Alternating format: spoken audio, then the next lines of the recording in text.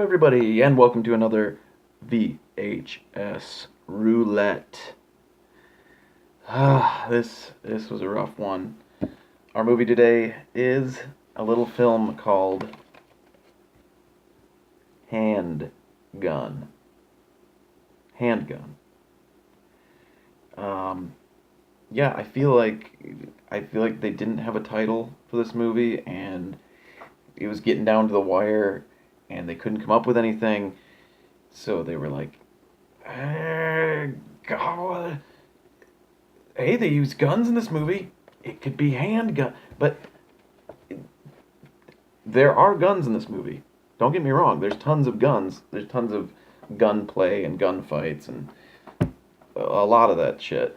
But there's no particular gun that's important to the plot or anything. At one point, he's trying to buy a gun and weed, I think. But he's like arguing with the drug dealer about how it looks like oregano, and then he just ends up buying a gun instead, which I guess what that's how drug deals go. Um, so let's start with the cover because that's a special one right there. We have Treat Williams, our kind of star. These are our two stars. And by the way, they are not sympathetic at all. These are not, they're not good people. Either of them, both of them suck big time. This is Treat Williams, who's, probably better known for Substitute 2, Substitute 3. I think he did Substitute 4, and some other movies too. And then Paul Schultze, maybe? He was not good. He was pretty damn awful. Treat is just gonna be basically Treat in every movie. He can act like a tough guy, but he's not a very good actor, I don't think. I kind of like him, and I kind of hate him at the same time. But Paul Schultze, he did a lot of like, just a lot of that kind of acting, and he was just not good. I didn't buy him for a second. And both of their characters, both Treat Williams and Paul Schultz, maybe, I don't know. I don't give a fuck. This movie made me angry a lot. So they play brothers. I'm not going to say their names because I don't care. I don't give a shit. Okay, I do remember their names because it was George and Michael. R.I.P. George Michael. They are both criminals to varying degrees. Treat is a criminal in the sense that he just does crimes. And Paul Schultze, George, I think, I'm pretty sure. Yeah, it's George. He is absolutely despicable. He sells graveyard plots to very old people that don't exist. Not the old people don't exist. The grave plots don't exist. So he's selling these luxury grave plots that do not exist. So right off the bat, he is fucking a piece of shit. And little note to filmmakers, if you want us to sympathize with characters, if you want us to care about characters, don't show us what huge pieces of shit they are at the beginning of the movie. Because there's a whole scene of him basically explaining to this sweet elderly couple about this, plot. Like, they already have plots and everything, but he's like, no, I don't want you to have this plot. You need this. You need luxury. You need beauty.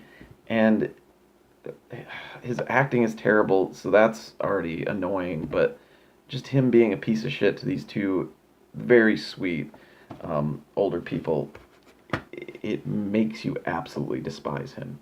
And the other guy, Treat George, he's just kind of a criminal in general.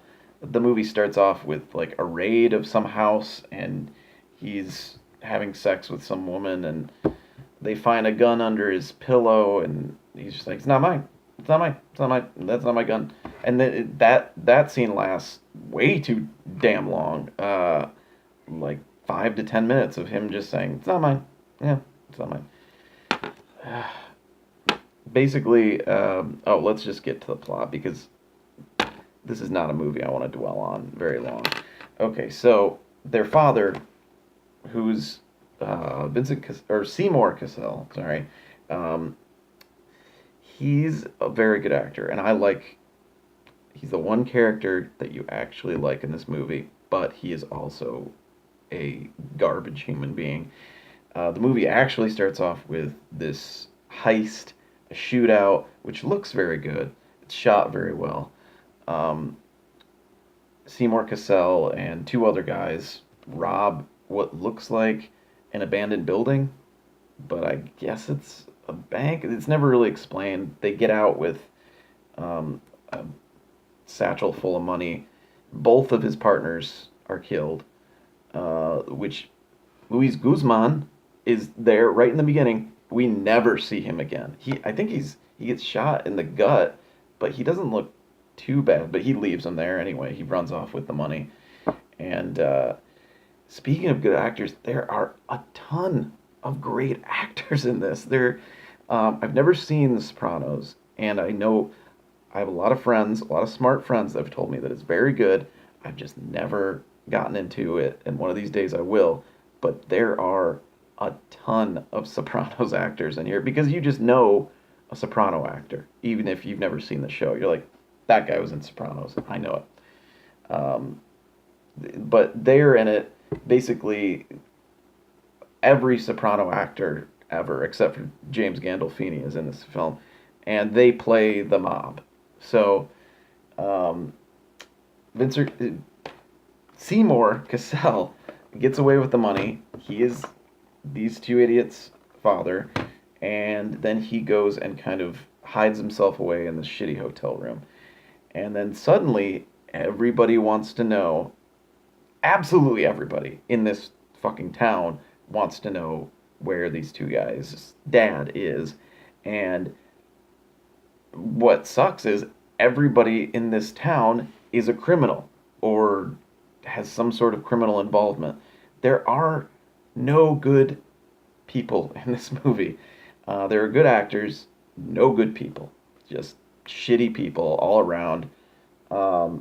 So Treat is doing his criminal shit, getting in trouble. Paul Schultz is being a fucking piece of shit. And then they're both kind of approached by various people. So dirty cops want the money. The mob wants the money. This random bartender starts asking one of the brothers, "Hey, you can tell me where your dad is." So he wants the money. Everybody wants the money. Seymour Cassell is basically hiding in this hotel room. He has a younger guy bring him, who is also in The Sopranos, bring him food and supplies and liquor and booze, all that stuff.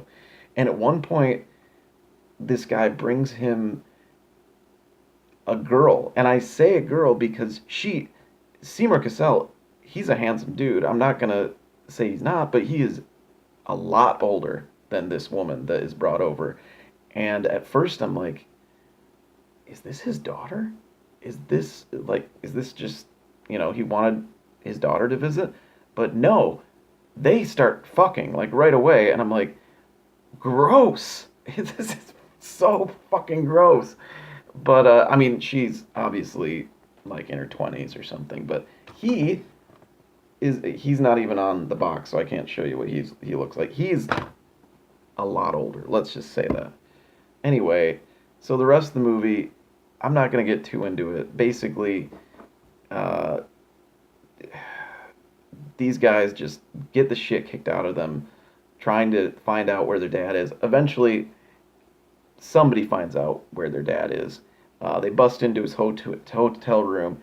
They shoot the girl who didn't do anything, um, except pick the wrong, much older man to sleep with. They shoot their dad, and then their dad somehow stumbles to Michael's apartment. No, this guy. And while he's dying, tells one of the sons a part of where the money's missing, or the money is, and the other son the other half of where the money is. And then that's where the story actually starts going. Um, there are a lot of like rooftop chases and shootouts, and nobody can hit anybody. It's just a bunch of just idiots shooting at each other and hitting nothing. Um, uh, it is a miracle when someone is shot. You're just like, oh my God, a bullet actually caught somebody. That is amazing. So I'm just gonna skip to the end because I fucking hate the end, and it pisses me off so much. So the brothers, after bickering and just nails on a chalkboard, just pissing you off, they decide, hey, okay, let's use our combined knowledge. Let's get this money, then we can be good. They finally get to the fucking MacGuffin, this locker. They open it up. There's the money. The guy's like, oh man, this is gonna be great. And then he turns around. Treat, with his stupid Hawaiian shirt, is pointing the gun at him, and they're like, the brother's like, I thought we made up and we're good now. He's like, no, every time I think about it, I want that money. I'm like, who are we rooting for in this movie? The piece of shit that sells fake plots to elderly people, or this piece of shit that can't fucking share? Like, I hate him. And thank God, right after that, right after he takes the money, after threatening his brother with a gun, he takes off, and then he gets shot. And I'm just like, yes!